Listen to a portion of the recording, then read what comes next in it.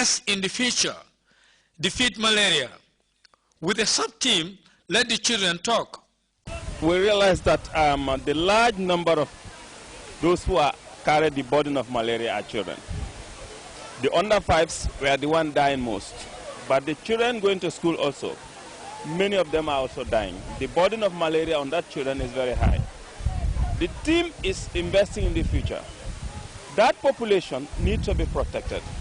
But for us to effectively protect that population, they themselves have to be part of the...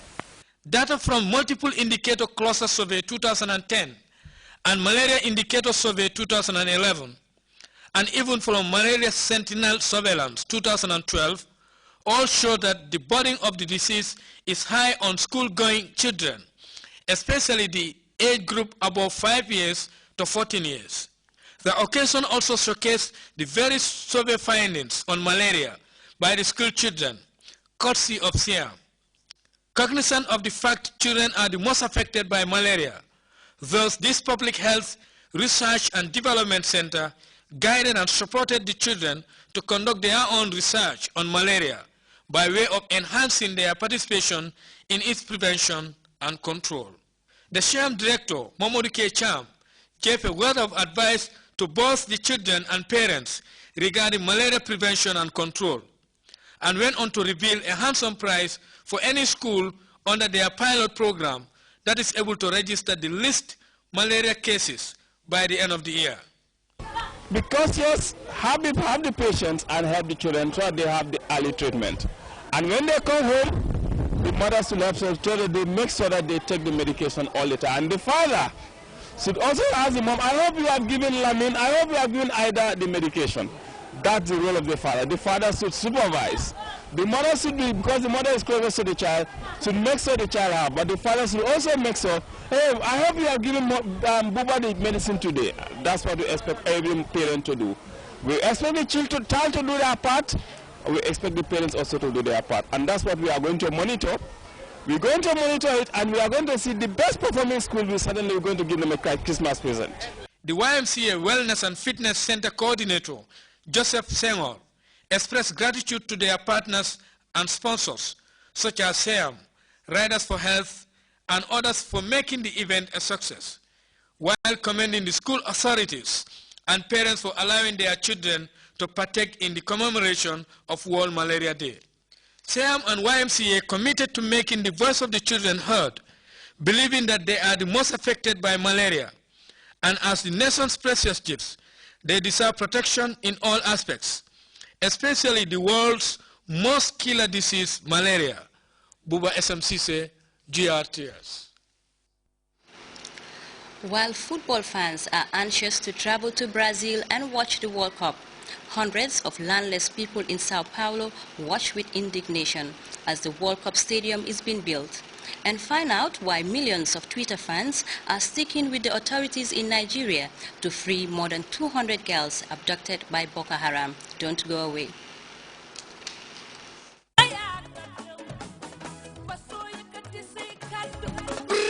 Gambia, Domane, Bentum Reume Ote, the Gambia Radio and Television Services, GRTS. GRTS Staff Association, Italy. His Excellency the President, Chair Professor Al-Haji Dr. Yahya AJJ Jame, no fast Kene Sumbu, Jingadlum Banquet Dinner, a grand dance with a difference. Bufikeja Amsufi Muse Amsach, on the 23rd of May, and on the 24th of May 2014, Setiki Penchami Hall, featuring the now happening Queen of Malach, Titi Safnepa, Titi, Tamane Titi, Pare Rajake Penchami Hall. You've never seen her on stage like this before. Titi, by popular demand, Nipari Joy Mostoli, Anak Aindanan at CGB Reumi. Tickets, Gala, Platinum, $60,000, Diamond, $50,000, Gold, $40,000, and the individual, $1,000. $1,000 grand dance ticket, $500 and $300 flat.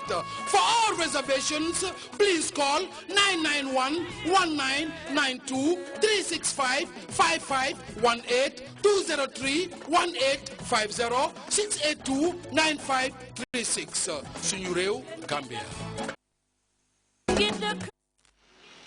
Welcome back. So far, millions have followed the developing story on Twitter, and many more are likely to follow in the coming days and months. The campaign is being spearheaded by the First Lady of the United States, Michelle Obama. Whilst for Nigerians, it is a painful moment in the history of the country during these challenging times. Nigerians are also solidifying the bond that binds them with the girls abducted by Boko Haram. Details in this report. Has caused outrage around the world. Support for the girls and the demand that they be returned to their families has been voiced by millions through social networks such as Twitter, where the hashtag #BringBackOurGirls has been tweeted more than 2 million times. Leaders such as British Prime Minister David Cameron have joined the campaign. Last week, in a presidential address, Michelle Obama, speaking in her husband's stead, called for the girls' release. This unconscionable act was committed by a terrorist group determined to keep these girls from getting an education. And I want you to know that Barack has directed our government to do everything possible to support the Nigerian government's efforts to find these girls and bring them home. Rallies are being held throughout the U.S., Canada, and of course Nigeria, where the country's media personalities organized a demonstration in the capital. I think it's important for every single person in any little way that we can help, whether it's rallying, posting, signing the petitions. Nothing is too small in this matter. The U.S., Great Britain and France have sent experts to Nigeria to assist in the search. Nigerian authorities have come under fierce criticism for their inability to locate the girls and for their failure, according to a report by Amnesty International, to act on information warning of an imminent attack on the Chibok school. The army says it lacked the means to respond to the threat. In Abuja, Sunday prayers were devoted mainly to the rescue of the girls. But there are fears that Boko Haram will be deaf to appeals. The Islamist group has already said that it has begun auctioning off the girls. Wherever they are, today is Nigeria, today is Chibok. Tomorrow we'll know where they will go to. They may even come to Abuja and pick our children from our own school. The government believes the 223 girls are being held in a densely forested area of Nigeria's Borno state. It is offering a reward of 215,000 euros for information of their whereabouts. A recent study has indicated that 90% of more than 44 million African Americans were originally born by family members who were slaves. Over the years, prominent African Americans have taken the bull by the horn and taken DNA tests to examine their ancestral roots. As we hear in this report, the DNA is making huge returns as more and more blacks are coming forward to discover where they belong. Epicenters of black culture in the United States. Glenn has an appointment in the heart of Manhattan with his teacher to learn the language of the Bamoun people, an ethnic group which comes from Central Africa. Glenn knew nothing about the Bamoun until he underwent DNA testing a few months ago, which showed he had ancestral links to Cameroon. This discovery changed his life, and now he's preparing to go on his first trip to the African continent.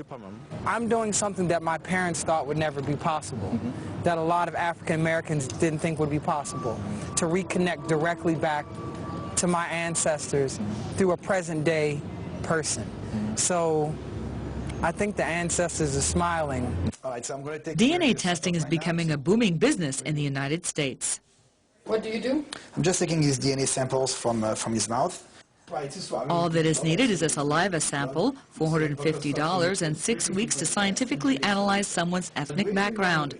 Generations of various combinations of ethnic groups can be revealed. African Americans, for example, can finally trace their roots back to general regions in Africa. We cannot say exactly which village or country someone's ancestors came from. We can say Central Africa or North Africa. It won't take anything away from their past or from their current situation, but they want to know where they come from, because everybody has his own past. 2 years ago, a television series on PBS, U.S. public television, was watched by 25 million viewers. It was a huge success. Famous people like former U.S. Secretary of State Condoleezza Rice appeared on the show, where they learned the results of the DNA tests.